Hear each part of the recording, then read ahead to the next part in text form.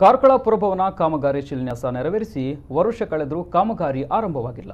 Boat club ಮಾಡುತ್ತೇನೆ ಎಂದು ಹೇಳಿದಂತ ಮಾಜಿ ಸಿಎಂ ವೀರಪ್ಪ ಮೊಯ್ಲಿ ಅದನ್ನು ಮರೆತೇ ಬಿಟ್ಟಿದ್ದಾರೆ.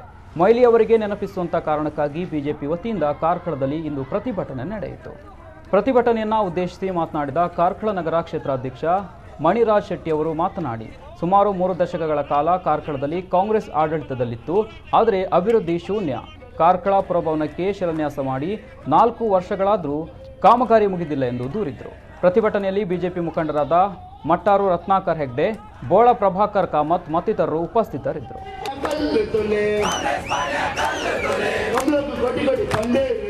ಸಂಸ್ಕೃತಿ